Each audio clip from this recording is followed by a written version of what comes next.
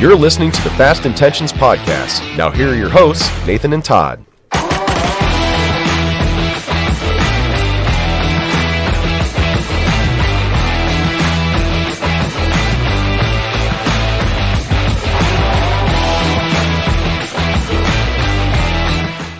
Hello everyone, welcome back to Fast Intentions, episode number 36. I'm your host Nathan, and I'm alongside my co-host, the same man who happens to be my father, and his name is Todd. What's up, dude? Hey guys, hey Nathan. Nice to see you in the visual world. Yeah, finally.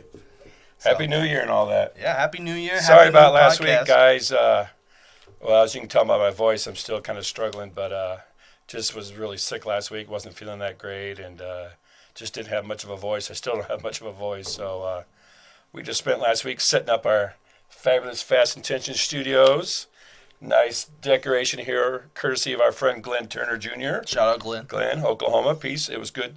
I actually traveled down to spend a couple days with Glenn over the holidays, so that was a good time. Saw the blue whale. Saw the blue whale at Catoosa, little Route 66. I was very confused when he kept talking about you were going to go see a blue whale. Yeah. They have blue whales in Tulsa? Yeah, well, you probably thought it was a metaphor for something else, like a big chick or something. I don't know about The that. white whale. I thought you were going to see an actual blue white whale, whale. but those are pretty big. I did actually see a blue whale.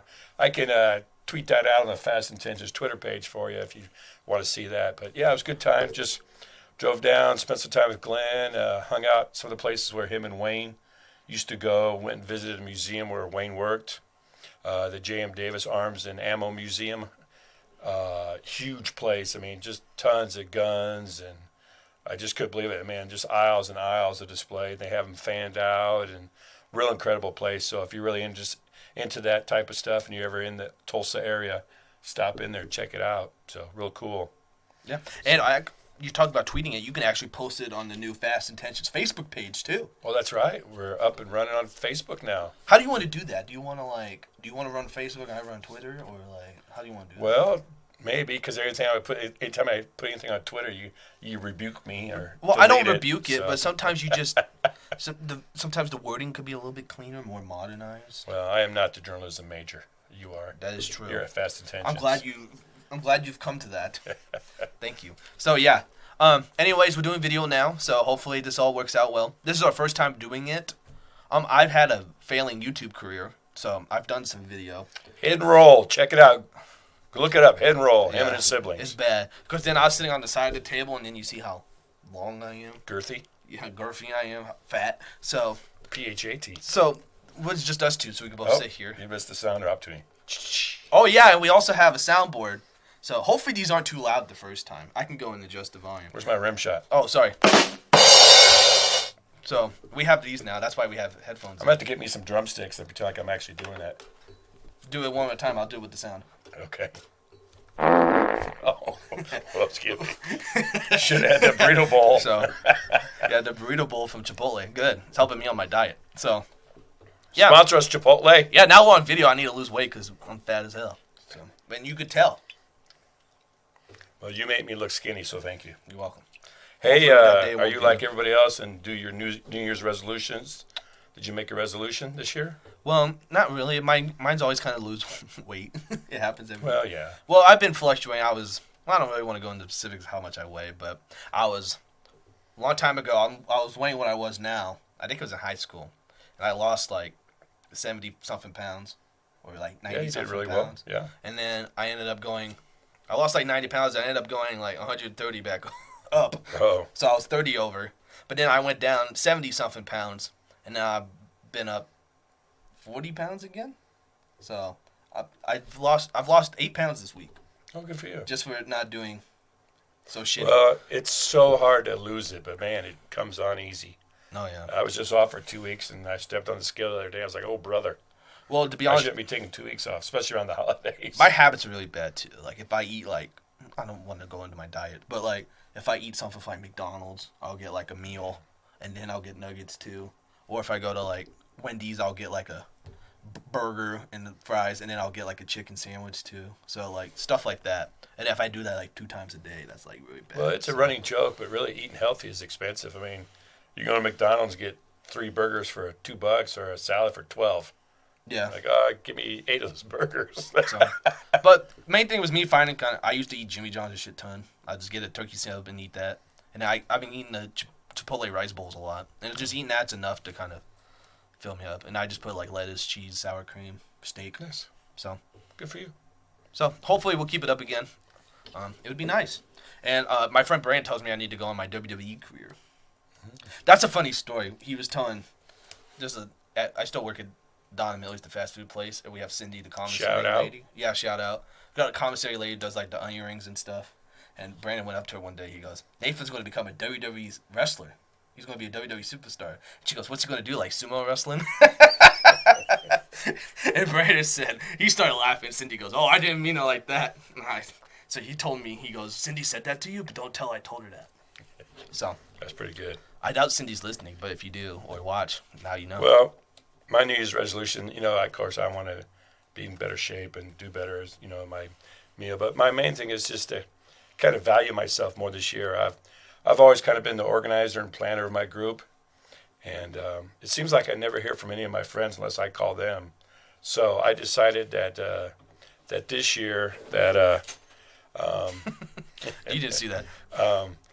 I'm just gonna sit back and let people contact me to do stuff, and just kind of see how many people actually want to do something if I don't reach out and initiate it, and I'll just see who I see, as I said. So that's my one for this year. Just kind of see who thinks I'm worth spending time with, and see where my value is. Well, knowing your friends, you won't be hanging out a whole lot. Yeah. Oh, I keep forgetting we have this now. That should have been the fart sound. Oh, let's just flush that away.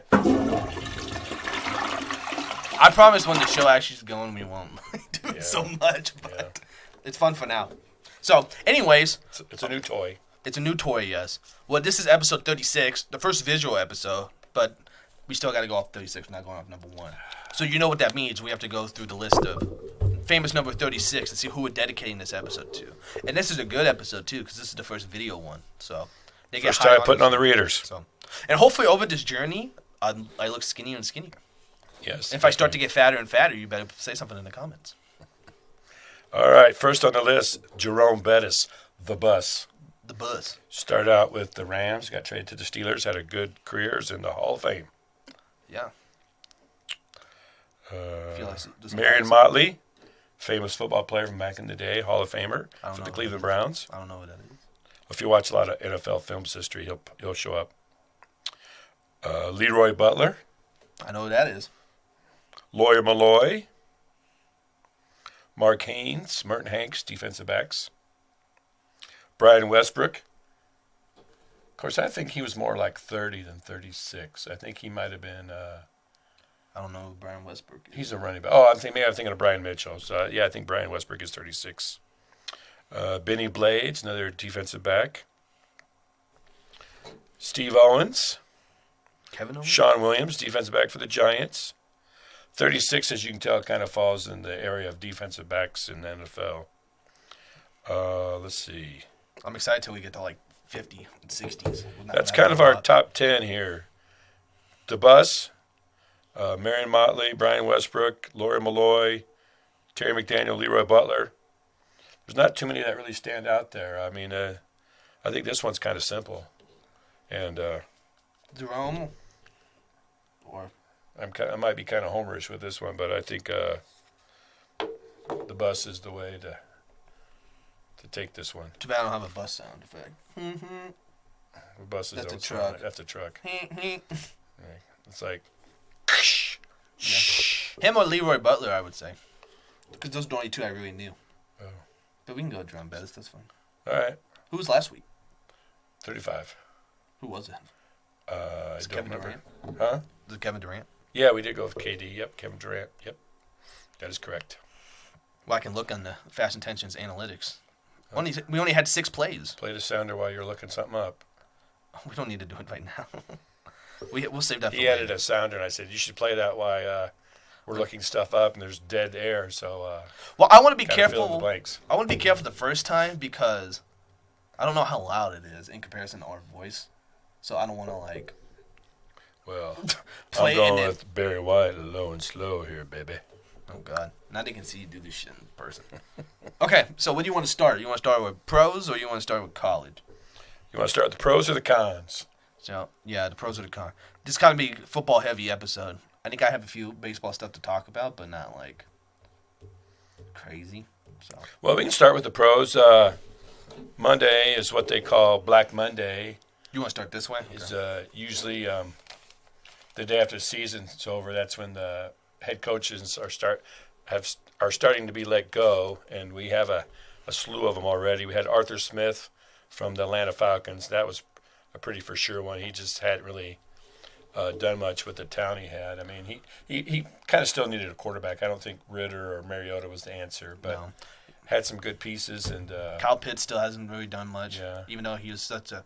Remember, he was touted as like he could be the best Yeah. prospect in that draft.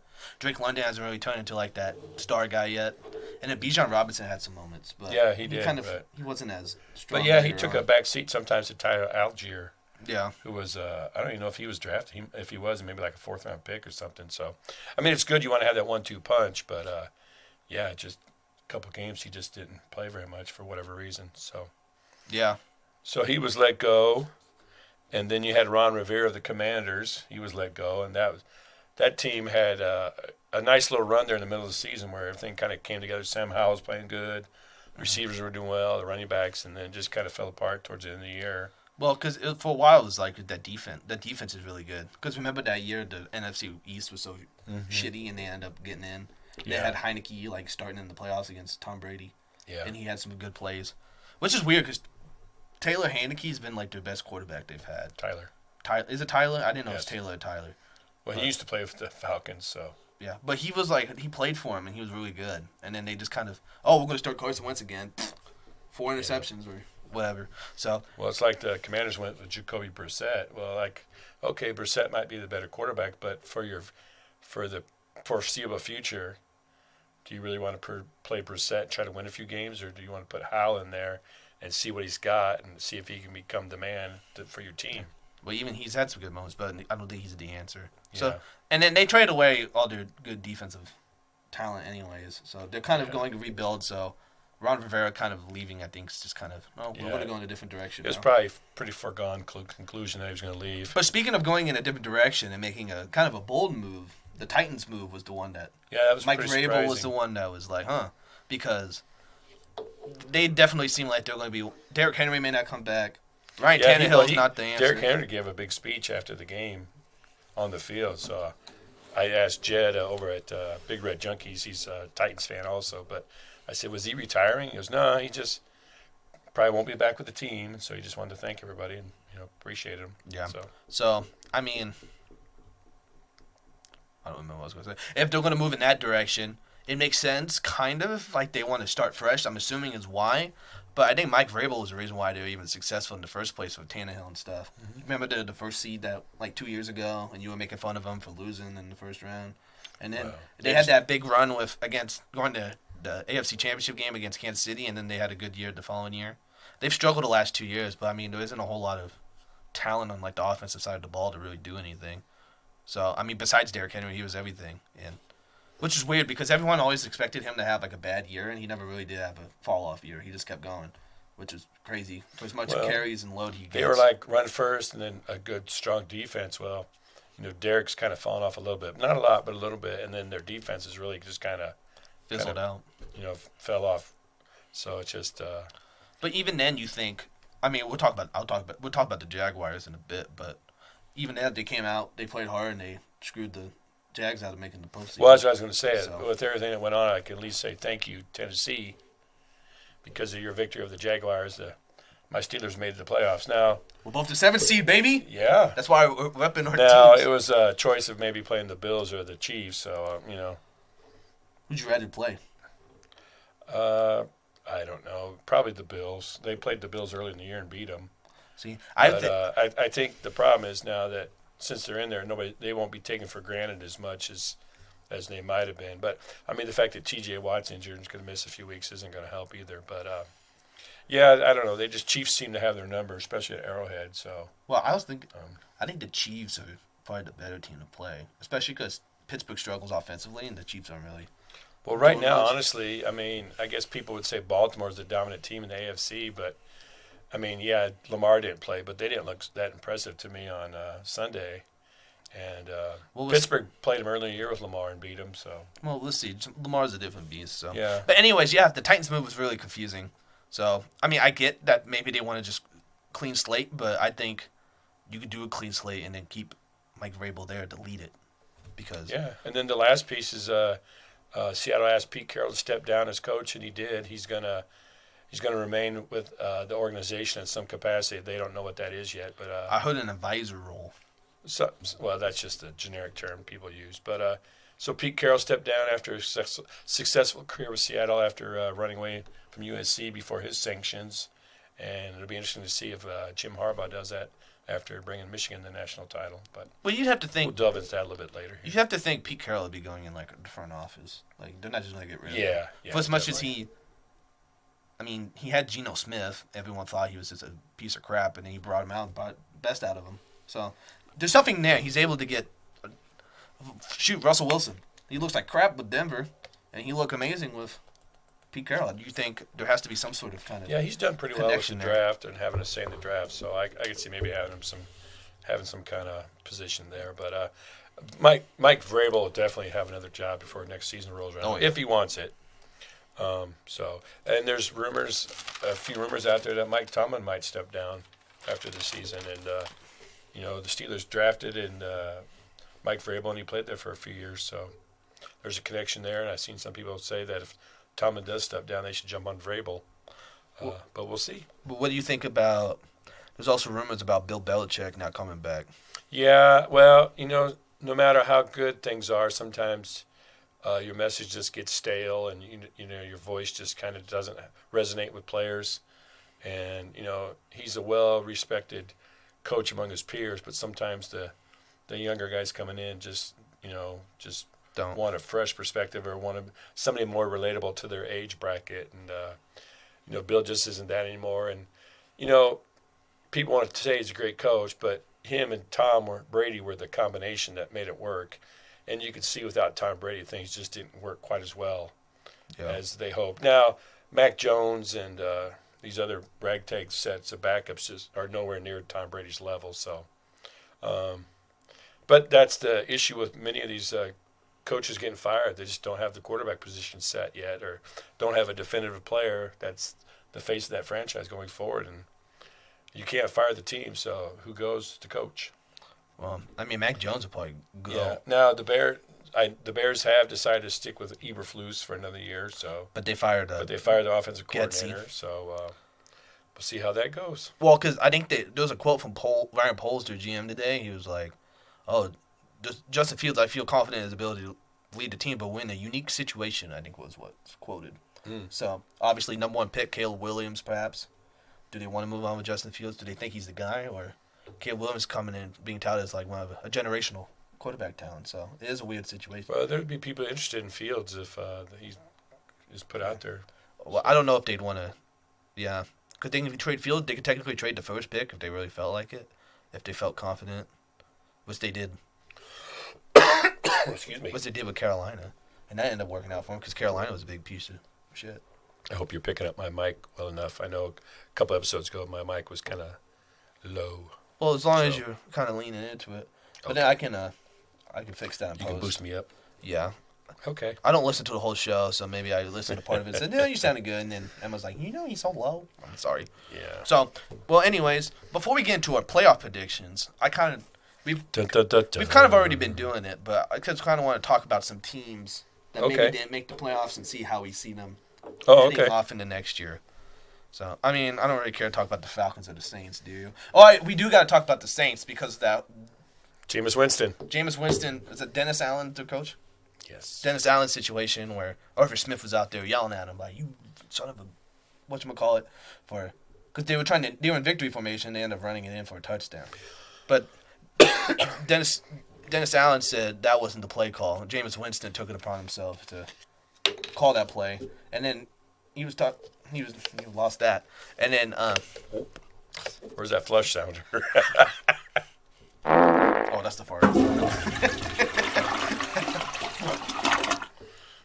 That's the fart sound effect. Sorry. You stink. There you go. Yeah, I saw an interview Jameis Winston was given with the reporter, and he says, the reporter saying, I'm trying to ask this as respectfully as I can. And Jameis is like, well, I'm trying to answer it as respectfully as I can. And Jameis said, well, what would you do in that situation? He goes, well, I would have been respectful and knelt on my knee, took a knee. And Jameis says, well, that's you. He says, we hate them. They hate us. So, so if you do what you can, if you can score, you score. And so I'm like, well. I mean, he's not wrong. Well, he doesn't feel bad about it. But I noticed an old adage that the other team has to stop you. But when you're faking a kneel down and then diving in, I mean, that's a whole different can of worms. And I don't know. I personally think it's kind of Bush League. I mean, this is the cream of the crop, the creme de la creme of players, the leagues. And, you need to respect the game somewhat in certain areas. And I think that just went above and beyond. And I think going forward that could affect his evaluations by teams and, coaches and owners because he's not guaranteed a deal with the Saints right now because Derek Carr's their starter. So. Oh, you talking about Jameis Winston? I didn't. Yeah. I didn't know if you were talking about Dennis Allen. No, Jameis Winston. Like, because apparently he went rogue and, did that play on his own. But did that say anything about the coach that his players don't respect him enough to just go rogue?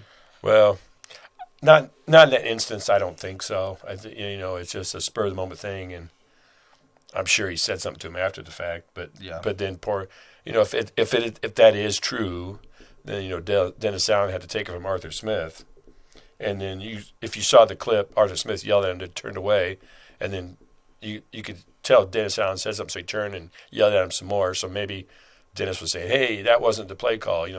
Jameis did that on his own fruition or something. So who knows? I mean, usually they have that stuff mic'd up on the field afterwards, so there's probably audio of it somewhere, but I haven't heard anything or seen anything released yet. But we'll take Dennis Allen at his word. But no, I don't think that reflects poorly on him. I think it reflects poorly on Jameis Winston. So everything I hear about Jameis Winston too, people love him. Like he's a great guy. Mm-hmm. I mean, you see him always doing those weird speeches and eating the W, whatever. So we'll see how that goes.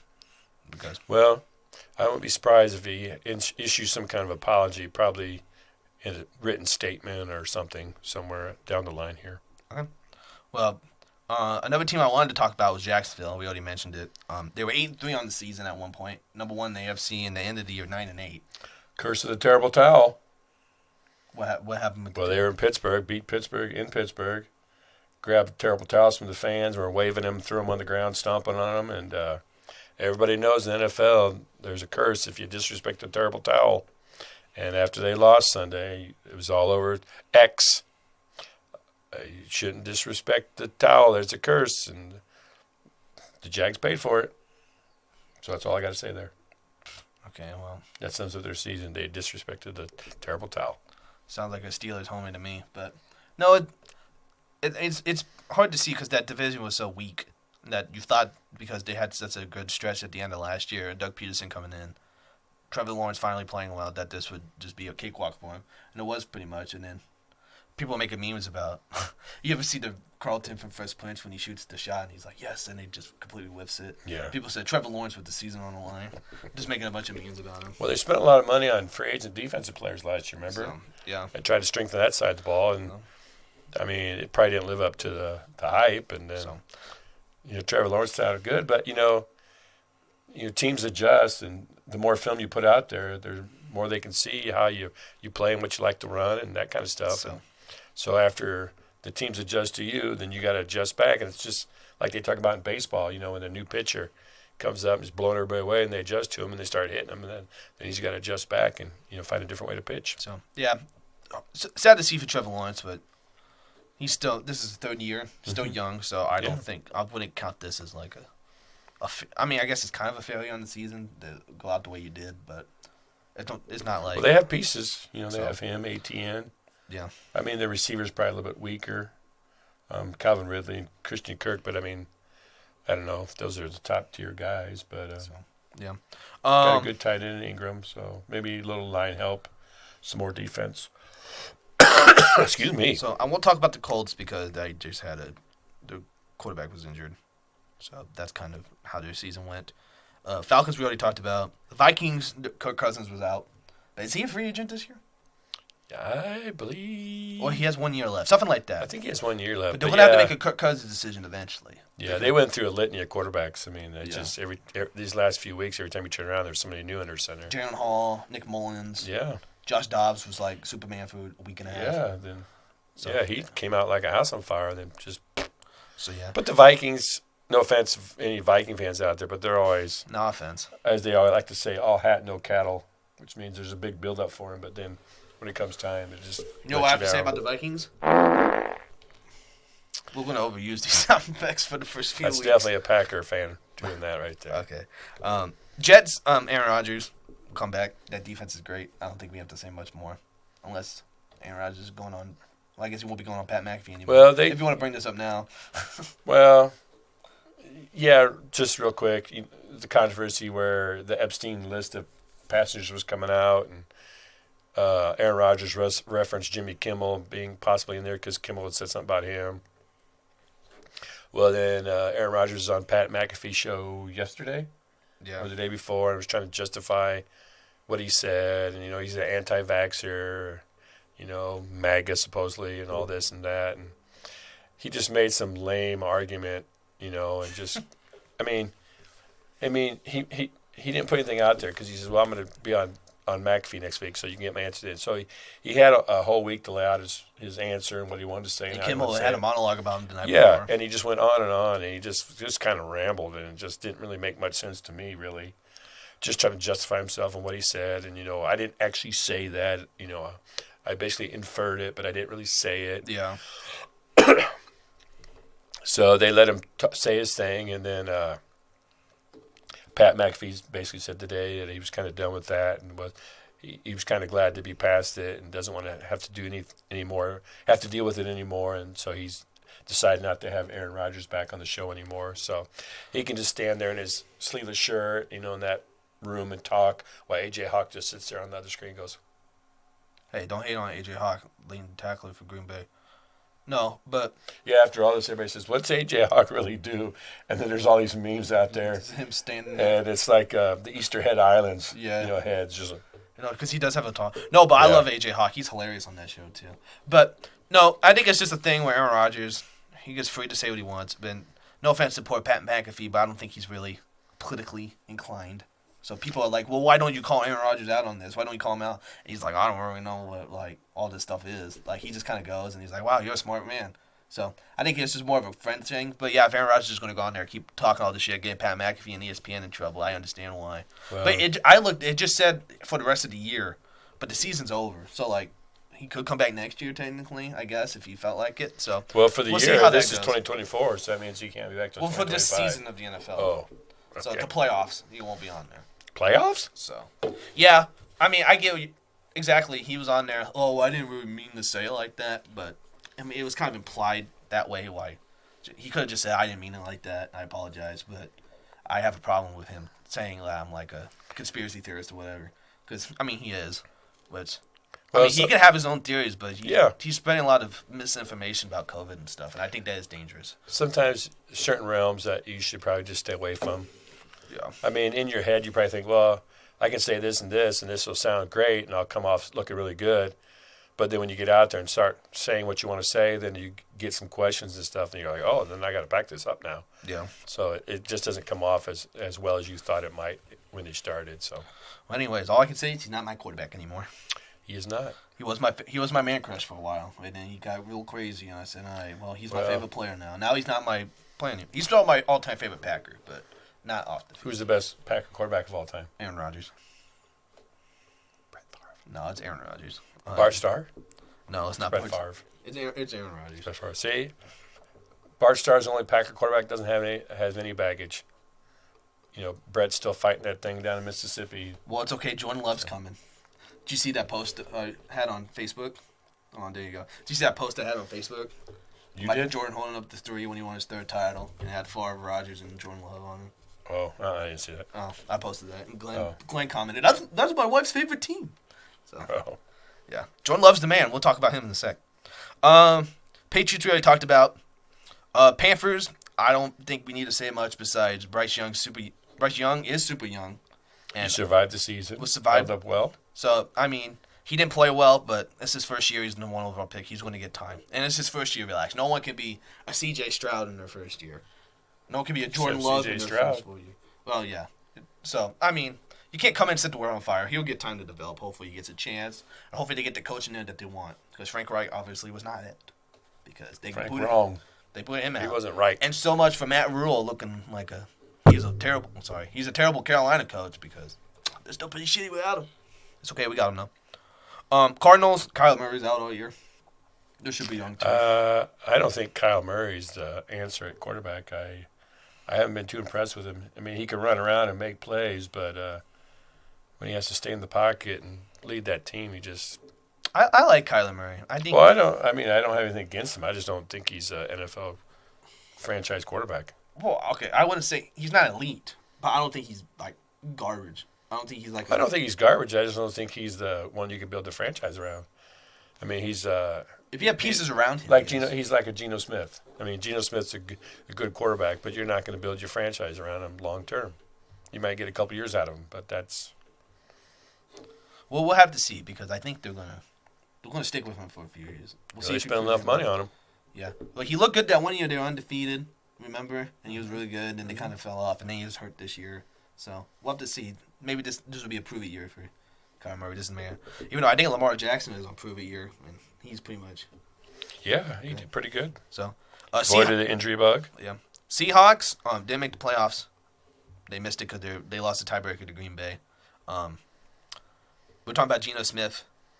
It's been good that he's been there helping them, but eventually they're going to have to turn the tide on more rebuild. Than Geno Smith's not going to be their answer long term.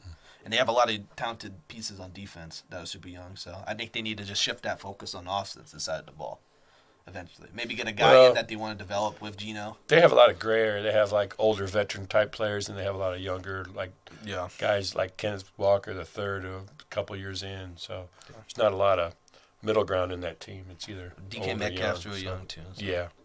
Yeah, so they'll have to shift their focus eventually, and it'll be towards the younger route. So it'll be interesting to see how they do it. And a lot of it depends on the coach they hire.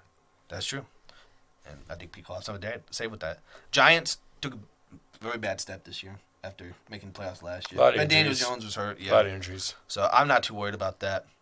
The Broncos will be interested to see what they do with Russell Wilson because he has so much freaking money. Well, Sean Payton said he would be all right with maybe Russell Wilson coming back, but I just don't see Russell Wilson wanting to go back to that situation. They just don't seem like a good fit. Especially if he's not guaranteed to be a starter. Especially when Sean Payton's like, you can't be out there kissing babies. Whatever he said a long time ago. And then the Raiders will be interesting to see what they do with Raiders. Antonio Pierce as their coach. Everyone seems to love him. He's played a lot better since they got Grumpy McDaniels out of there who gets mad when they insult the 07 Patriots. Oh, yeah. Devontae Adams came out in favor of hiring Antonio Pierce, I saw. So I would love to see Devontae Adams get the hell out of there and be successful somewhere else and play on a winning team. He should come back to Green Bay. But I don't think they want him back. They got too many young receivers over there. Samori Toure. Chargers, Justin Herbert was hurt. Hopefully Brandon Staley. Eckler was disappointment, yeah. Is Brandon Staley still their coach? As of now, they need Mike to fire Williams him. Got hurt, missed some time. Yeah, they just had a ton of injuries on offense. But Brandon Staley's not the answer. Commanders, we already talked about them, and then the other three teams are in the playoffs. So that was enough talking about that. Okay. So let's get into the playoffs. Playoffs? Do you have your predictions? No, but I have the playoffs bracket. Okay, well I have my predictions. You better write yours down. I was trying to find my regular season predictions, but I couldn't find them. So I know I had like the Seahawks, the Vikings. That's my two wild cards besides the Cowboys and the Eagles. I think I had the Eagles winning the East and Dallas as my first. We need a dictationist. And I know take notes. I know I had Detroit winning. I had the Panthers winning the South. I know that. Because I was right that division's really shitty. They didn't do much. I just thought Bryce Young would maybe do more than he did, which was nothing. So that was kind of just that was my wing out there. So, and I don't remember what I had for the other side. I had San Francisco playing the Chiefs, I think, in the finals. That's what I remember. I had the Eagles over the Bengals, which Joe Burrow got hurt. Oh, we didn't say that. Joe Burrow got hurt. That's kind of how this season went. Mm-hmm. And then the Eagles look like shit right now. Yeah, see, the playoffs are hard to predict because don't they reseed the brackets? So you should write it down when we do it. I will. I have my pen and paper. Do you want to do AFC or NFC? You can choose. We'll do AFC. All right. So let's do NFC. Okay. Do you really want to? No, you do AFC. Okay, well. Sorry, the screen went black too at one point, and it came back on, and there was a doon-doon sound. I have to, fix all that later. It's just taking all the audio from my computer. So if someone starts messaging me, you'll probably hear that, so hopefully that doesn't happen. But no one likes me, so we don't have to worry about that. So, the AFC. Baltimore is on a bye because they're the number 1 overall seed. Very good year. Lamar Jackson. There's a lot of issues about paying him, and I think he's proved that you should pay me. And I think he's probably the MVP if they would decide. Now, wouldn't you agree? So. Because it was kind of up in the air. It was between Hurts, Prescott, and Purdy. Purdy had that 4-pick game. Prescott's still been really good, but they kind of struggled at the end. Lamar Jackson's been really good the rest of the year, and then, like I said, the Eagles are really in a rough stretch right now. Mm-hmm. So yeah. But anyways, they got the bye. So number 2 versus number 7. This is the game you care about. The Bills versus the Steelers, and that is in Buffalo in that stadium that you say is very shitty. Didn't you say this? Well, it's not shitty, but it's not. There's no ambiance. I mean, for football, yeah, it's great, but it's outdated. There's nothing around there. It's like an industrial area, just in I don't know if you went somewhere where they have a salvage yard and a welding shop and something to do with. I don't remember. We walked past probably a law rental office rental cars or a school bus lot. There's just nothing around there. But well, that's why they're going to build a new one, right? Yeah, that's what they deserve. They need to. All right. So who do you got winning this game? I actually think this will be a close game. I might be tempted to pick my Steelers if TJ was playing, but unfortunately he's got a little bit of an MCL string. He's going to be out. And Buffalo's had more of a time to scout him, and they won't take him as lightly as some of these other teams have, because Pittsburgh's really banged up in the back end on defense and linebackers and DBs, and now TJ's gone. I think Pittsburgh can move the ball on Buffalo. I just don't think they can stop Buffalo enough. So I'll pick Buffalo. I'll take him 27-17, something like that. So I have the Bills moving on. I also have the Bills, and I think it's for the simple fact that Josh Allen is a very good quarterback. I've ranked him highly when we've done quarterback rankings. He's had a very interception problem this year, especially against the Dolphins. He had 2 really bad picks against them. Probably some miscommunication because he threw one right to the DB. I said, who the hell is he throwing to? Yeah. So, and I've been high on I think I picked him to win the last 3 Super Bowls except this year. So, I just don't think Mason Rudolph and the Steelers can really keep up with Josh Allen. Plus I think this is all it kind of comes down to. I think Allen will be more tempted to run a little bit more if he's not sure about the throw. He might just run it. And the only thing that could keep it close is that defense. But T.J. Watt being out, it's kind of just that. You'll probably do you have the stat about him being the only player in NFL history? He's the only player in NFL history to lead the league in sacks for 3 straight years. I thought it was 3 different years. And yet he got left off the Players All-Pro team. Yeah, sounds about right. Myles Garrett and Max Crosby. Right. Well, those are both very good players, too. Yeah, but no respect. No, but yes, I'm going to go with the Bills. So, next one's the 6-3 seed matchup. The Miami Dolphins playing in Kansas City.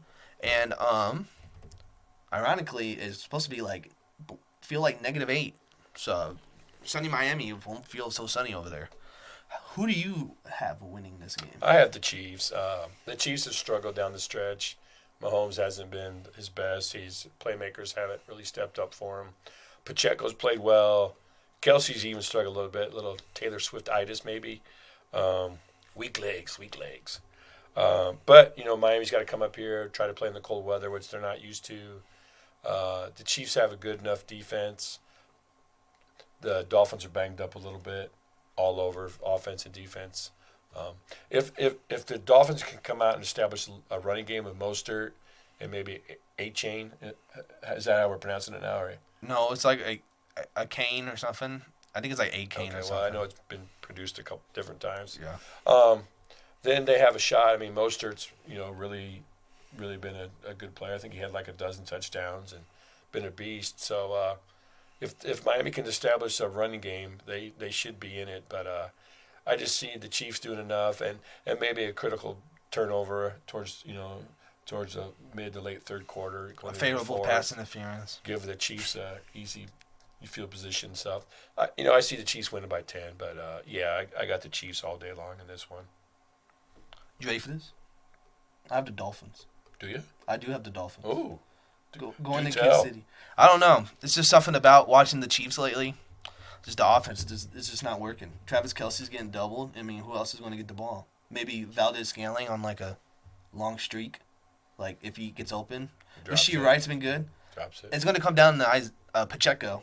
If he's going to be a beast, they'll probably win. But I don't know. Just Mostert, Kane, Jayden Waller, Tyreek Hill. I know people lack. Well, Waddle's hurt, isn't he? I don't know. So, I mean, if he's hurt, that's a big issue. But and people talk crap about Tua, saying he can't beat like the good teams in prime time or whatever. But, Cheers. But I don't know. The playoffs never go 100% correct, and there's always some sort of upset. So I don't know. Just for some reason, I just feel that the Chiefs will be the team to lose.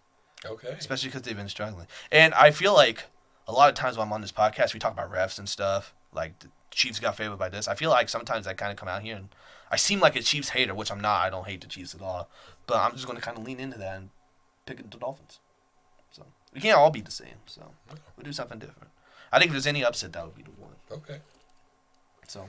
And then Cleveland and Houston. This is a weird matchup. Very good defense, Cleveland. Veteran quarterback Joe Flacco. And the funny thing about Joe Flacco's career is... A few weeks ago, he's basically sitting in a chair like we are right now. Exactly. And now he's leading a team into the playoffs. Well, the funny thing about Joe Flacco is he's kind of been an okay regular season quarterback. That was funny. I don't have a laugh track. But he's been an okay quarterback in the regular season, but he's been really good in the playoffs. Playoffs? When he played... Every time he played the Patriots, that was always a close when you game. got a sore throat, saying playoffs is a lot easier. Playoffs. So, but I don't know. I think this is kind of a crapshoot game. I'm going to go with the young C.J. Stroud and the Texans. We differ here again. They got home field advantage. I don't know. Do. I like the young guys. I think this is a good win. This could be like a Jaguars beating the Chargers type thing. But I don't know. I just don't. Joe Flacco's been really good, but Nick Chubb's out. He's been out all year, so Kareem Hunt going to lead the road, and what's the other guy's name? Jerome Ford. So I don't know. I just like the Texans. I feel like I should pick the Browns. I'm kind of talking myself into it, but I want to go with the young guy. Well, I'm taking the Browns. I like C.J. Stroud. I love that offense. Tank Dell getting injured was a big blow to that team and to my fantasy team, which we'll probably talk about at the end of the show here. Yeah, we always bitch about it. But I like Cleveland. Joe Flacco gives them a veteran presence, a steady influence. Kareem Hunt's a solid back. They got a good line. Amari Cooper's kind of been reborn with Flacco behind center. C.J. Stroud is dynamic. The running game's a little shoddy with Houston. The receivers are pretty good, but just not having Tank Dell to bounce things out. I see a close fought game coming down to the end. And I actually wouldn't be surprised if the Texans did win it, but I'm going to go with the Browns and old Joe Flacco. Yeah, my AFC is a little weird when we get into it. Okay, so who do you have? You have the Bills, the Chiefs, and the Browns. And the Browns. So the Browns are the 5 seed, so that means they would play Baltimore for you in your first round. What do you think of Browns versus Baltimore? Well, it's a battle of the AFC North teams, and which means it'll probably be a closer game than you think. They're very familiar with each other. I could see Cleveland winning this one as well. Baltimore's a strong favorite. I just, being a Steelers fan and seeing Baltimore as much as I do, I kind of see their weaknesses, and a strong, balanced team gives them fits. If you make Baltimore work for everything they have to get, and you don't give them the big explosive plays, then they tend to turn the ball over. If Lamar will hold the ball a little bit too long and is able to be sacked or strip sacked or what have you. Especially with that pass rush too. With Myles Garrett and those boys. I see a close game. I will take Baltimore to win the Ravens, which I guess either way I go, I'm picking a team I don't really like. But my man Curtis, if you're out there, I know he's a big Browns fan. So, I'm glad he didn't make the fantasy playoffs. His team was crazy. Yeah, he was. But they just lost it. Yeah, he was tough. I'll go with the Ravens. Okay. Well, then I have the Dolphins going to Baltimore, and sure, Tua can maybe pull off the big upset against the defending champs in Kansas City when it's -8. But can he go into Baltimore, same thing, bad weather over there on the East Coast, and beat probably the MVP in Lamar Jackson? I don't think so. Magic-wise, Magic doesn't strike twice in a bottle, right? Isn't that the saying? Lightning doesn't strike twice in a bottle. Is that what it is? Magic, lightning? Lightning doesn't strike twice in the same place? No, there's something about magic in a bottle. I think. Unless I'm going crazy. But anyways, I don't know that one. Anyways, I'm going to go with Baltimore. I don't think two of them can do it. For the reasons I mentioned? Yes, I would say so. Okay. I think Lamar is too dynamic. dynamic. Let's leave it at that. Yes. So then, your 2-3 matchups, the Bills, the Chiefs at the Bills. And then I have the Texans at the Bills. Are you still deciding on what you think? Because I have mine decided. No, I have the Chiefs. I really don't know why. When I just think of the matchup in my head, I just lean Chiefs a little bit. It's been the matchup last couple of years with the Chiefs winning, and then the Bills finally have been able to bounce back and knock off the Chiefs on their own. I know something about just crunch time when the lightning strikes twice in a bottle. See, I think it's just lightning in a bottle, and then I think so. I combined them. Yeah.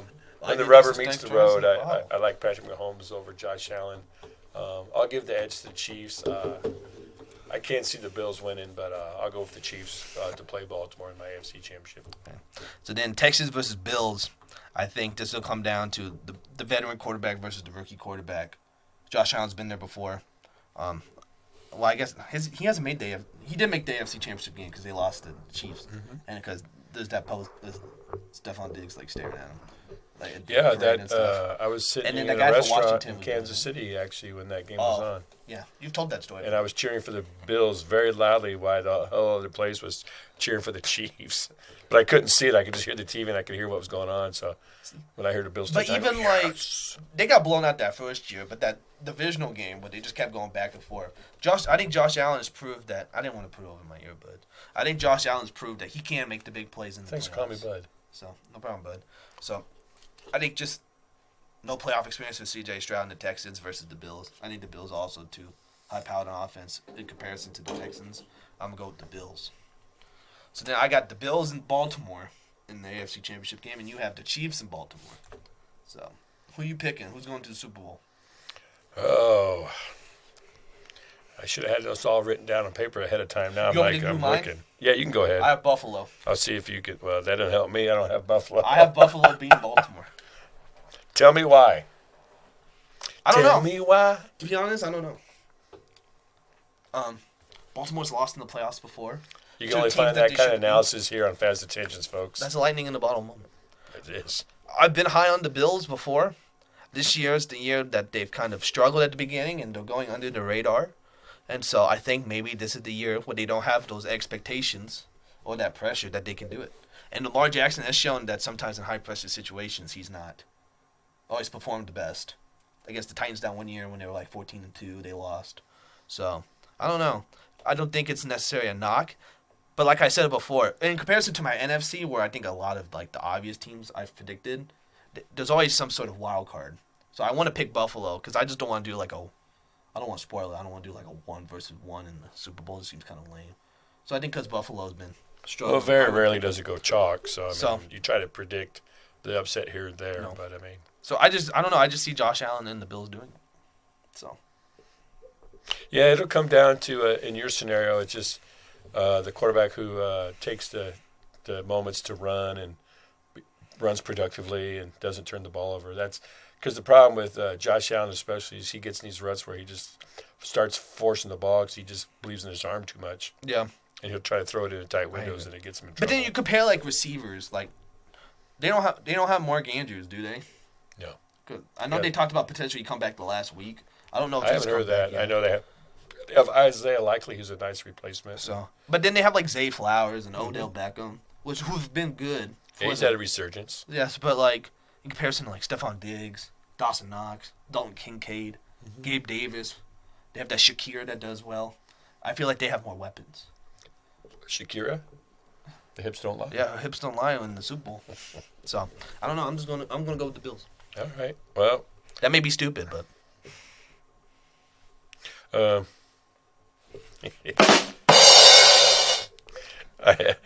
course, I have the Chiefs and the Ravens in my scenario. I've had the Chiefs struggling to get by the last couple of games, and I think the magic ends. I don't really know specifically why. I think the Ravens will win. I think. Great analysis here on Fast Attention. Because you said the same thing about me. Come up with your own shtick. Oh, I'm sorry. Junior. I'll flush it. Shouldn't leave me in charge of the sound. Yeah. You'd be just as bad if you were doing it. I know, right? Where's Emma? She's supposed to be our producer. Yeah, whatever. I'll go with the Ravens. I think, the Chiefs just haven't quite been up to par this year. I think the Ravens have been playing pretty decent. They know what to expect from the Chiefs, and the Chiefs know what to expect from the Ravens. And I just think when it comes down to it, it'll be a play or two here or there. Maybe I see the Ravens defense making a big play or big stop, and I see Baltimore going on to the Super Bowl from the AFC. Cool. So I got the Bills, and you got the Ravens. Mm-hmm. I didn't think I'd pick the Bills week 6. But here I am. Just the way you kind of fell in the order. In the portal. So, I think the way I had the Dolphins beating the Chiefs may kind of fuck that up. Because, Mahomes is Mahomes. He may just do, some magical things, and then this is all for naught. Yeah. Which is always a possibility. Yep. But on paper, I don't know. I feel like Miami has a legit chance. Too legit to quit. Okay, let's go to the NFC. Well, San Francisco has the bye, so they won't be playing. The 2-7 matchup in this conference is the Dallas Cowboys versus the Green Bay Packers, who snuck in with their win against Chicago. Jordan Love looking really good. I know we talked about, do they want to offer him that big extension from the way he's been playing? Well, after the last 6 weeks, I would give him a shit ton of money. Let him be the next franchise The way guy. the Packers have been playing lately, you have a big extension. Wrong sounder. Oh. Wrong sounder again. There you go.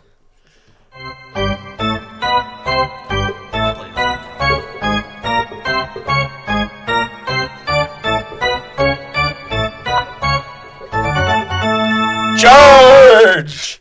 Okay. So, no, but Jordan Love has been very good. They have Aaron Jones. He's looked great since he's come back healthy with that knee. Or his hamstring, I'm sorry, it's his hamstring. Matt LaFleur actually gives him the ball now because A.J. Dillon's been hurt. Which, A.J. Dillon's been he's been good in Aaron Jones' absence. But I feel like they like he's a big back, we got to put him in. He gets some big yards, but Aaron Jones is plenty capable of scampering for 7 yards every run. So I think him being out's helped them use him more. So hopefully Matt LaFleur understands the value of him. But then all the receivers have been really good. Christian Watson's been out, but Jaden Reed looks like a stud.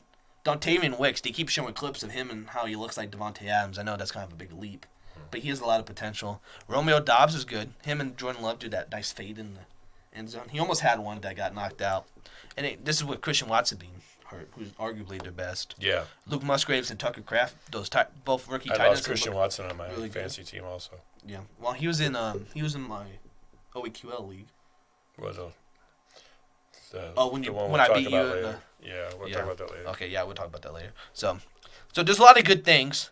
I think they can keep this close. I know you said the Steelers can keep their game close. I think Green Bay will be in this game. But I think it comes down to the defense, which has been shitty for...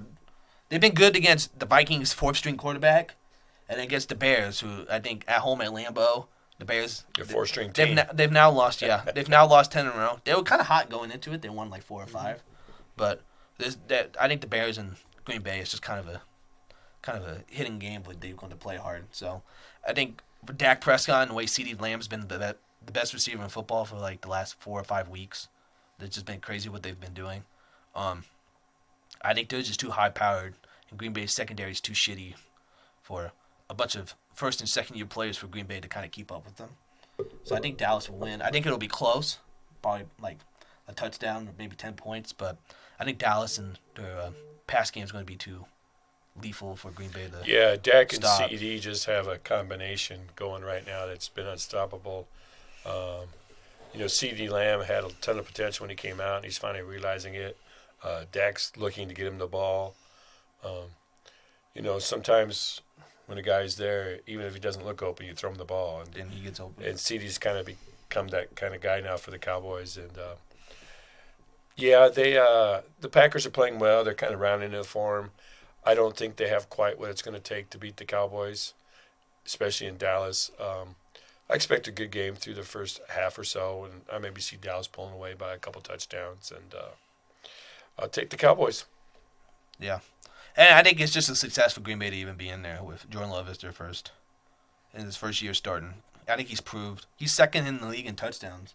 Yeah. To Dak Prescott. So I think he's been a lot better than what we've kind of hoped for going in. Especially he had a really rough stretch there against the Raiders on Monday night. He threw 2 bad picks. And he hasn't been injured as much this year as he normally has been. So Who? Dak. Oh, I was talking about Jordan Love. I know what I was thinking. Okay. I was talking about my. That's my true. argument. Yeah, and then a lot of conversations about is Dak going to be is he really the Cowboys' future quarterback? And he's gone out had the best year of his career. I think he's kind of set himself up, and Jerry Jones said he's really happy with Mike McCarthy. So yeah, well, with that I don't know about that, but no. And as much as we love rooting against the Cowboys, Dak's I think he's just a stand-up guy. So you like to see him succeed, just maybe not in the playoffs, Yeah, so I have Dallas over Green Bay. I was kind of tempted to go. I go, Mom, should I buy a 200 standing room ticket and drive down to Dallas and go watch it? She goes, no, don't do that. So, your mom's not a risk taker. No, she's not. Next, we have Detroit versus the Rams. This is Matt Stafford going back home. Yeah, so that's the big storyline going into this one. The Rams kind of felt like dead in the water when they had a Brett Ripien starting for him when Stafford was hurt. Yeah. I know we kind of talked about. I think we kind of said we were tempted to put the Rams in our wild card too when we predicted, because they had a rough year the year before, but they Go also back had and listen to that episode. Find out. Yeah, but they had a lot of injuries too, so that year they went 4 and whatever. So we were kind of like, well, they are the defending Super Bowl champs. Maybe this is their bounce back year, and they have had a good year even with all the injuries and stuff. So, but can they go into Detroit and beat the Lions, who haven't won the division in 30 years, and finally get a home playoff game in 5,000 years? I don't think they do. I think Detroit's too lethal offensively. We were talking about weapons like Miami has. They have Jahmyr Gibbs, David Montgomery, Amon-Ra St. Brown, Josh Reynolds. They have Sam Laporta. David Montgomery. Yes. David Montgomery again. Oh, did you say him? Yes, I did. Oh, I'm sorry. I thought you said Josh Reynolds. No, yeah, they have a lot of weapons on their Did you own. mention Jared Goff? No, I didn't mention Jared Goff, but I think Jared Goff's known. So it'll be interesting to see it. But even then, the Rams have Cooper Kupp and Puka Nacua, who set the rookie receiving yard record. Mm-hmm. So it'll be a close matchup. But I got Detroit. I think I want Detroit to win, just for their sanity as Lions fans. What's Matthew Stafford's motivation going back there to Detroit? How bad does he want it? Is Detroit's defense good enough to hold up against all the dynamic playmakers? You don't think Kyron Williams, just kind of came out of nowhere. Well, yeah, because he was for hurt the for Rams. a while. It just became their bell cow. Detroit's got a lot of weapons, but sometimes they get a little stagnant. And as you said, they haven't been in the playoffs in 30 years. Are they going to feel the pressure of trying to win? The pressure's off that they're there. So do they relax that they're there and take it all in and enjoy it? Or does the pressure build up and then they succumb to it? I like the Lions in this matchup. The Rams are a tough team. I see a 27-24, 28-27 matchup. I see this game really tight, really close. Hopefully the Lions' cheeks don't pucker. And they're one of the best stories of the NFL this year. Because you saw them on the come last year. You said, well, that team's going to be really good next year. They got good players. They have a strong coach. And it's all paid off this year. And I'd really hate to see it go one and done for the Lions. So maybe it's just wishful thinking more than reality. But I like the Lions. I'm going to take the Lions. And if they would get through this first game, who knows what they'll do? Because, Katie bar the door. Yeah. Arcady opened the bottle with the 2 lightnings in it. Shut up. Now I want to hear that for the rest of the time. But I think you're talking about maybe succumbing to the pressure. I think out of all the coaches to get their team ready to go, I think Dan Campbell would be the guy. Just the way if you watch Hard Knocks with him. No. Well, he just seems like a motivational speaker kind of guy. Get everyone hyped up. I think he'll get them ready to go. And then you're talking about what's Matthew Stafford's motivation. I mean, this isn't like a revenge game for him. They're like, oh, well, we're moving in a different direction. We love you, Matt Stafford. You did so much for us. We want you to go somewhere where you can go win a Super Bowl and be happy. And guess what? He did that. So, I mean, like, it was Matt Stafford like, oh, fuck these guys. I'm going to go in and kick their ass. I don't mean it so much like revenge, but, I mean, he's coming back home and he wants to, show everybody, that he's still got it. And but, I mean, he's still capable to lead his team to a victory. Well, I get that, but I don't think it's necessarily like a chip on his shoulder kind of way. That, like, I think it's just going to be, I get to go back to Detroit and do it. Not like, I need to do it for sure. I don't know if he's going to be all like gung-ho on it. So, if that makes much of a difference. So, I may just be kind of rambling for no reason. So maybe. Anyways, next one. Bucks versus the Eagles. Tampa Bay sneaking in the shitty division. Lasting out the Saints and the Falcons and the Panthers, who I thought were going to win. So, Baker Mayfield's been good. They've been really struggling the last few weeks, though. They only scored 9-0 against Carolina. The Eagles have been struggling, too. The Eagles have been really bad. They got the butts kicked by the Giants the other night with Tyrod Taylor. So, are you concerned about the Eagles and their downfall? Somewhat, but I like the Eagles in this matchup, and I actually think the Eagles might come out and lean on the run game. Jalen Hurts and the boys more so than A.J. Brown. But DeAndre Swift's been good for him all year. Yeah, and the receivers. Excuse me. A.J. Brown got hurt, though. Is he ready to play? He got hurt I'm sure he'll play. I mean, it might not be as effective, but he'll come out. But like I said, I expect the Eagles to lean on the ground game and just kind of pound it and just kind of possess the ball, keep Tampa Bay off the field, force Baker Mayfield to make some electric plays to try to keep his team in it and keep it moving. Mike Evans is a big target, but they have Darius Slay to shut him down and defend him, and they probably do bracket coverage, safety over the top to kind of keep him down. And Chris Godwin's a good receiver, but he just hasn't been the same this year. And then they have Rashad White's a good back, but he's not a super dynamic by any means.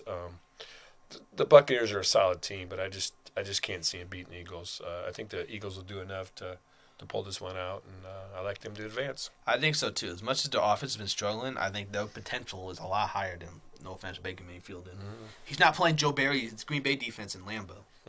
We had, that perfect passer in through for, 400 yards. Yep. So, and the Eagles are going to be tough. I know they're struggling, but I think out of all the ways it could have lined up, them having to play the Bucs is probably the best for them.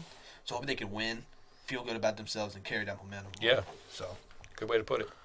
So, well, then let's go to the divisional round. You had the same things I had, matchup-wise, so you would also have San Francisco versus the Eagles in the divisional. What are you thinking there? Well, I picked the 49ers to start the year as my Super Bowl team. They've had a few hiccups down the road, but with Christian McCaffrey and Brock Purdy and the receivers and Debo, George Kittle and all those, and they got a good defense. Very good. And with Philadelphia just not really putting the fear of God into you this year like they were last year. I think the San Francisco, a strong, dominant, solid offense, solid defense. I like the 49ers to pan and find gold. Boo.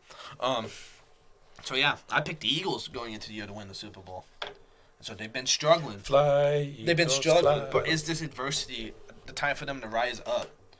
Because, I feel like the teams that have the undefeated seasons, there's more pressure on them.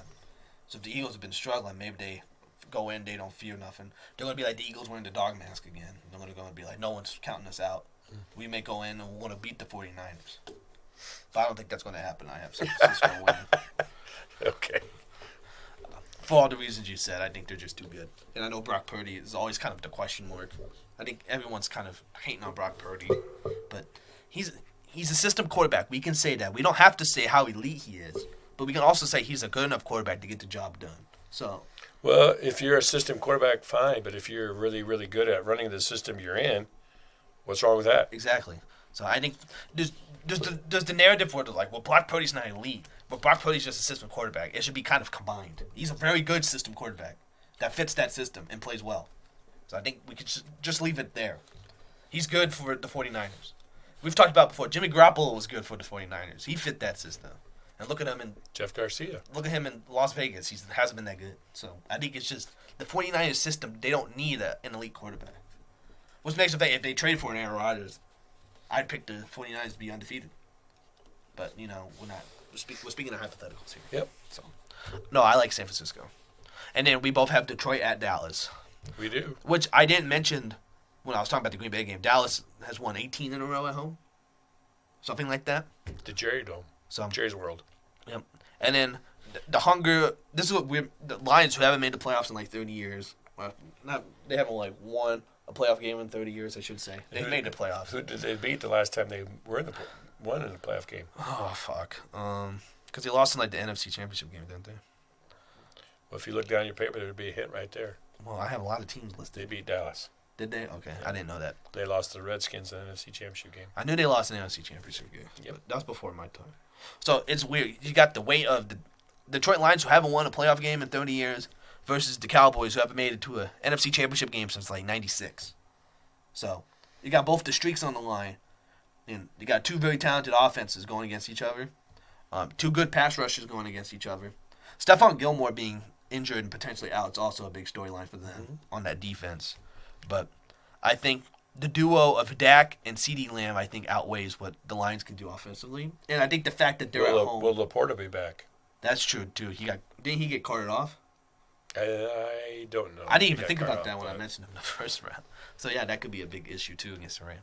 But, no, I think offensively and at home, I like Dallas more than Detroit. I concur. I mean, Detroit's a great story, but I think their defense will probably let them down a little bit, and I think the Cowboys will come up with some kind of scheme to shut down Detroit's offense and hold them down. And I actually kind of see maybe a little bit of a blowout in this game. I don't know about blowout, but So, I mean, I could see maybe some separation. But even if we're talking about the defense, Detroit's kind of inconsistent, but they're still super young, too. Brian Branch, Aiden Hutchinson, he's all first, second-year players. So, I mean, they're just going to keep getting better. yeah. And eventually, if they can get a quarterback in to replace Goff. How old is Jared Goff? He's 30. He's 30s. He's got to be 30 now. So, I mean, they could realistically But I keep mean, him. they counted him out last year, and he played really well this year. But I mean, I don't fault their offense.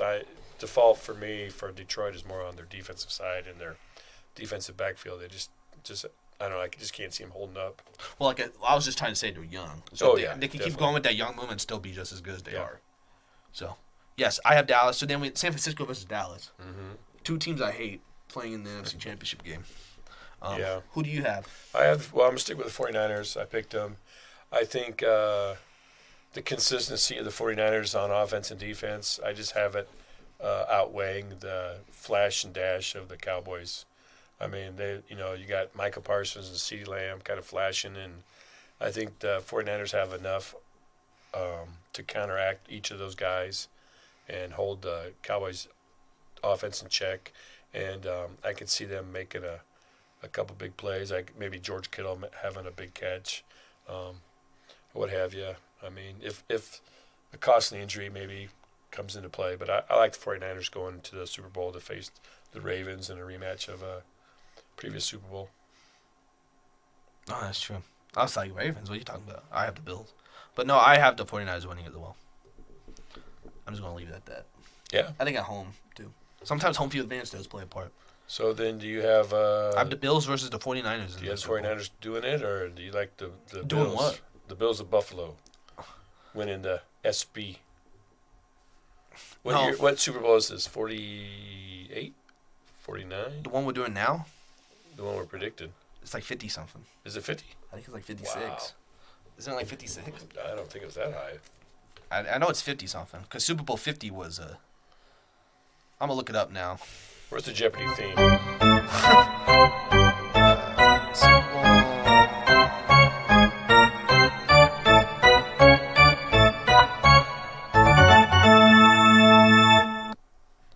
answer is? I can't read. I can't read these stupid italics. This has got to be 58, right? I don't know. LV 111.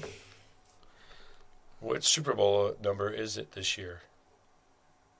According to Pro Football Network, It's 58. as such, the big game on February 12th will, naturally, mark the NFL's 57th. Oh, if I was 58. No, 58. Okay. So, well, anyways, I have the 49ers winning. Me too. 49ers all the way. All day. I didn't pick them to win the Super Bowl, but I kind of got to. At the beginning of the year, I got to pick them now. So, well, congrats. But just, once again, as we do playoff predictions, injuries always play a factor. So you never know what will happen. Exactly. But That's a prediction you can count on. boom, psh. Good job. All right. And so this has been kind of a long episode. So Yeah. We'll go through the quicker parts. But I do want to. I was watching NFL Primetime on ESPN, so that's where I got these statistics. There were some fun facts on there. I wrote them down. I want to go through them before we move off NFL. And then Well, we'll just use the rest of our notes for Nuggets. you don't want to. We don't have to delve into them too much. Should we talk? We should probably talk about college football though. Well, we'll delve the- into it a little bit, but we don't have to go expound on it. Okay. So, We don't want to lose our listeners the first. but they get to look at our beautiful faces. So, the AFC North. Did you know? Hi, Mom. The AFC North. Did you know that all of them finished above 500? I did know that. They were the first. This is the first time a division did that since 1935, and that was the NFL West. Oh. And do you know the teams in the NFL West at the time? San Francisco, This is 35. I think this is before San Francisco. the Pottsville Potters. Okay, well, it's the Green Bay Packers. Oh, Tells you how west it is. wow. The Detroit Lions, the Chicago Bears, and the It wasn't the Chicago Staleys? the Decatur Staleys. Decatur Staleys? No, I think that's too early. And the Chicago Cardinals. Oh. Two teams in Chicago. Yes. Nice. Next one. Justin Jefferson only played 10 games and still had over 1,000 yards. And I think they said he's the third player in NFL history to do that. in that Nice. many Good games. for JJ. Dak Prescott's the first player since Bob Waterfield in 1946 to lead the league in interceptions one year and then lead the league in touchdowns the next year. Shout out Bob Waterfield, whoever the hell he Hey, is. Bob. Puka Nacua set most receiving yards by a rookie. We talked about that. Puka. Puka does not. Did I say that? Puka show. Puka? Puka Nuka. Whoa. Okay. That's getting Whoa. overused. Sam Laporta sets record for most receptions by a tight end in a rookie year. And I also wrote arrow prayers up. Do what? I wrote an arrow and then wrote prayers up because he's hurt. Oh, but let me go on a rant for a minute. If you use emojis, this isn't a prayer. This is a high five. I see people using that for prayer emojis all the time. This is bless. And it has The little prayer hands is on the hands apart with like the little above it. That's the prayer emoji. This is a high five. That drives me nuts. And I say to people, somebody just died. Why are you doing a high five? I just.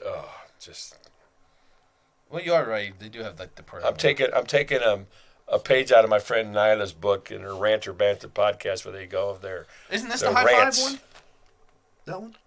With just two hands? And then this would be like a bless. No, the high five's this one down there. And then what's this one? That's the bless next to it. No, but what's this one? I don't know. They've added new ones. What is this, like a wave then? I don't know. But this looks like two hands high-fiving each other. All right, let's get back on track. Oh, you're wrong. I think that's I'm why not you're wrong. I'm right. Okay. Thank you. So, prayers up to Sam Laporta. And then the only last... Two wrongs don't make a right, but three lefts do. All right, whatever. And then Leonard Williams. You know who Leonard Williams is? I know Leonard. Him and I are good friends. I talked to him yesterday. Did you know he's the first guy since 1930 to play 18 games in a year? Yeah, he told me. Just now? No, just this afternoon. We were carrying mail together. Bullshit. I don't carry mail. Well, he was traded from the Giants before he got to where he is now, which is the Seahawks, right? And so he didn't have a bye week. Yeah, he didn't have a bye week in Irish. So That's crazy. He played 18 games. First player since 1930 to do that. I wonder if he has that bonus clause in his contract if I play 18 games. I doubt they really thought. Did you see the guys celebrate on the field?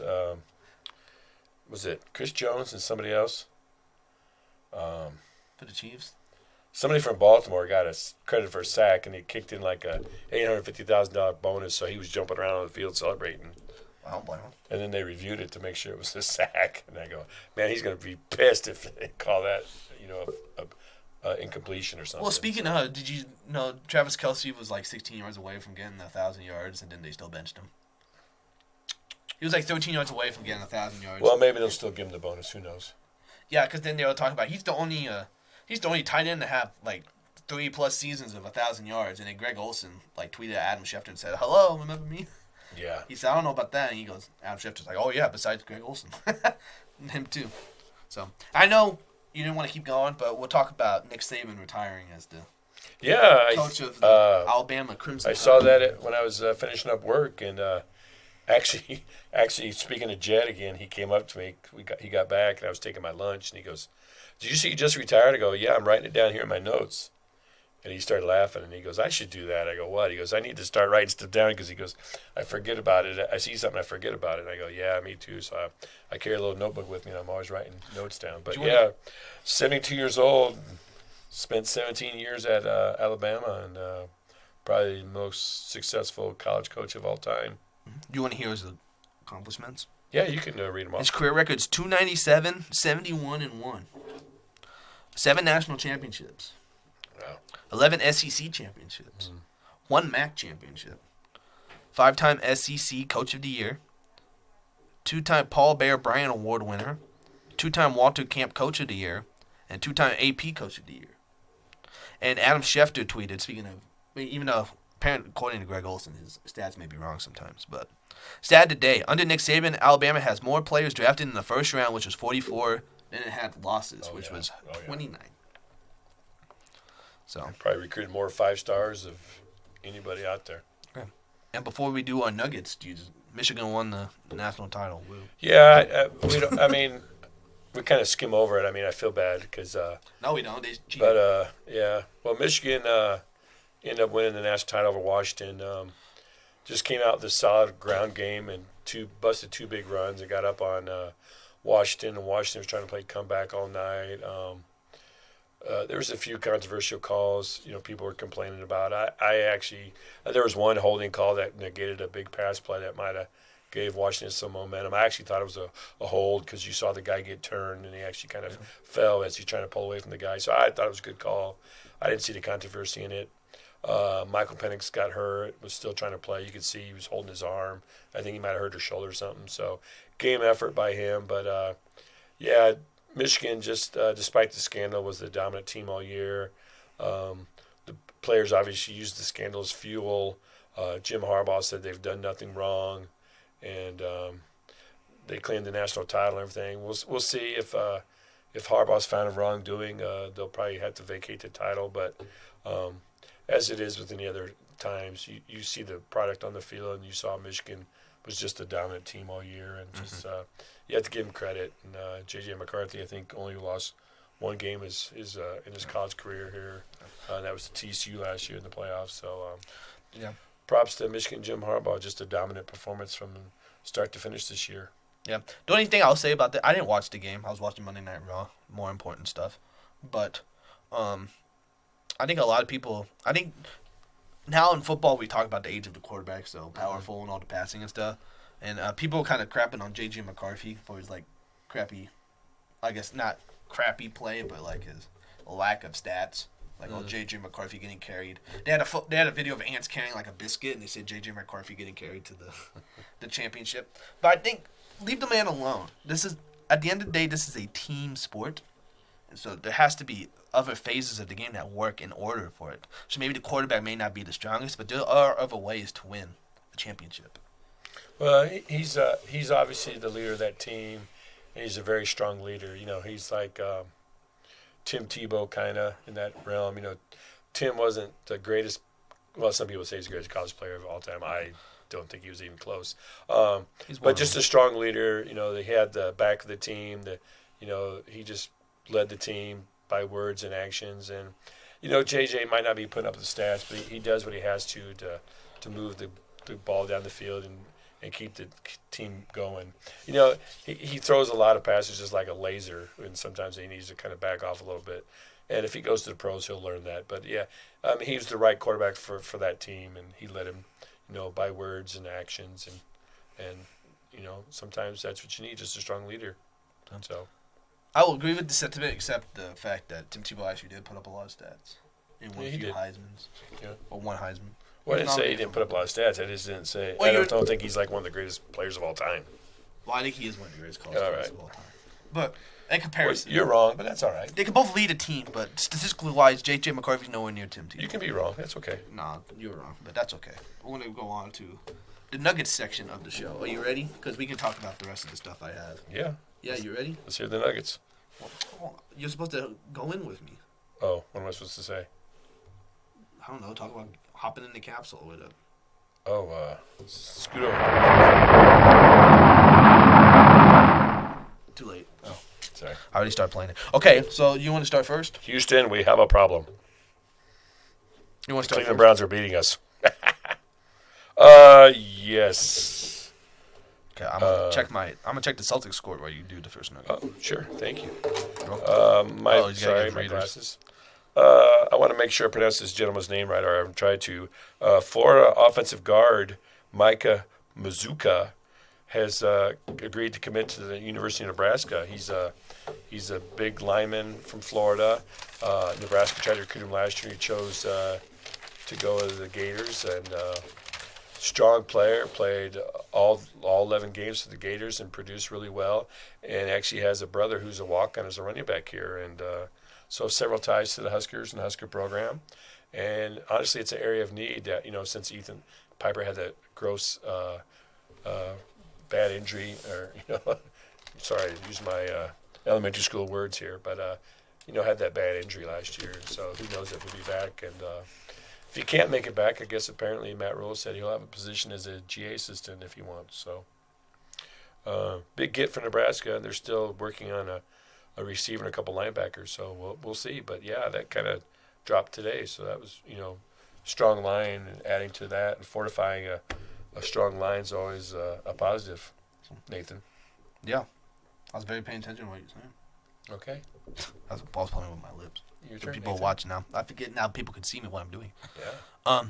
Some Red Sox news. Oh. Well, I'll just combine two of them. Chris Sale was traded to the Braves in exchange for an infield prospect, Vaughn Grisham, Oh. who's a top prospect for them. So, interesting. Chris Sale, I loved Chris Sale. Helped us win that World Series. Him striking out Manny Machado will always be a wonderful memory in my brain of him falling on that knee, and winning the championship. But unfortunately, he's been plagued by injuries the last several years. Missed 2020, missed a lot of 2019. I think came back in 2021, and then second start, he got hit by a line drive, broke his thumb, or broke his finger, and he was out again. Unhealthy last year, so just a pain to see. So they traded him to, I think he had 1 year left. They traded him to Atlanta because they're obviously going all in on a championship. But he said it was a nice mutual thing for both teams to do. I love playing for Boston, but I feel like I haven't been giving them what I felt I should be based off how much money they're paying me. And so, unfortunately, it's not working on that side. So it's kind of a win-win. He gets to go compete for a championship, and Boston can kind of get rid of me.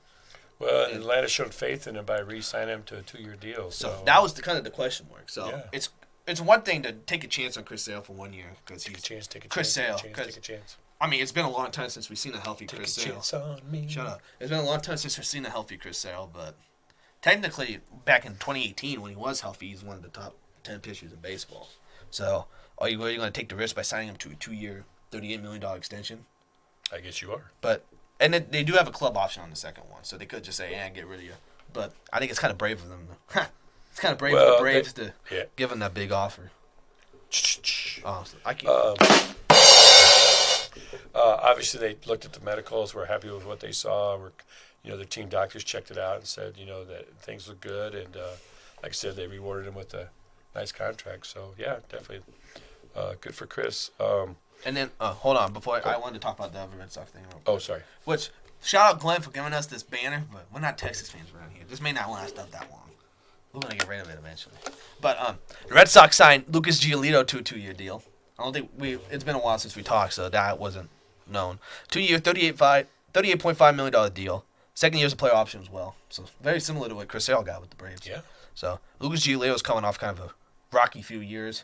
He got traded to who the hell did he get traded to halfway through last year? And then they got rid of him Because with the White Sox, and then they traded him somewhere, and then he wasn't doing well, and they cut him. So this is kind of Sounds like something the Mets would do, but I don't think it was the Mets. it was a small deal for a guy who was an ace in the future, who's very good, who's been struggling. So that's kind of the exact guy Boston always signs, some guy on like a prove-it deal, like fucking Corey Kluber, who sucked, and they just lied that he was injured for the rest of the year, so he didn't have to play. He got traded to Cleveland partway through the year. I forgot. So Boston needs starting pitching, so that's someone. So they need some more.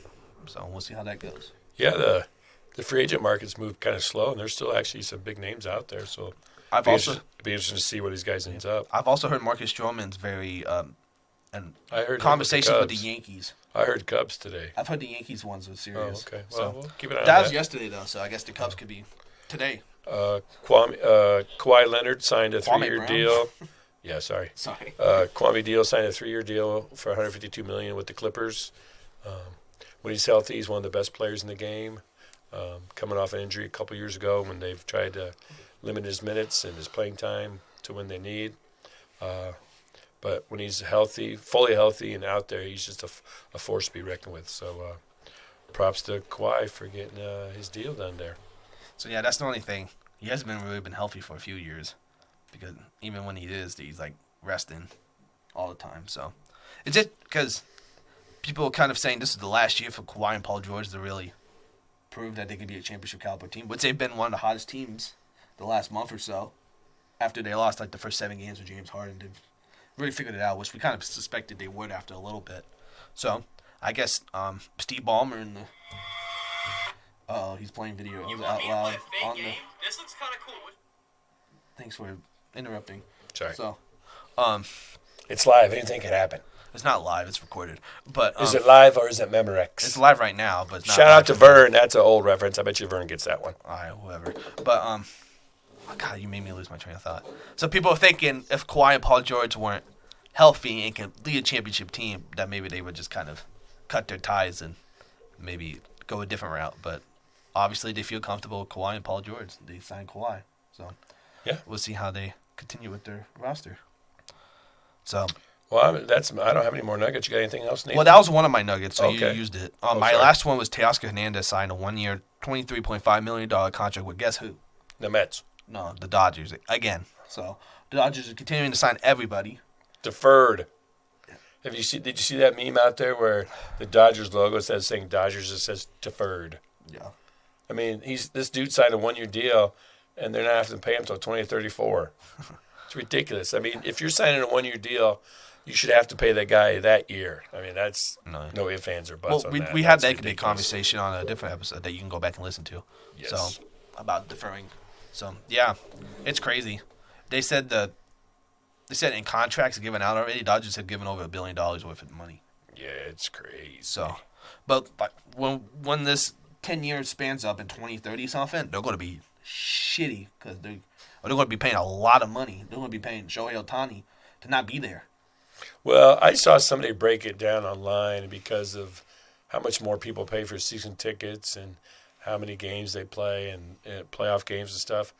I think they only have to sell like 8 extra seats a year to pay for all these contracts, which just didn't seem right to me. But he had it broken out. I should have wrote it down to have the actual facts on it. But I mean, I saw it several weeks ago. So. But that math makes sense. But if they're deferring it for that year, that still goes against their salary for the whatever 2036. Right? Sure. So that $60 million is going to go on top of whatever they're paying their roster at that time.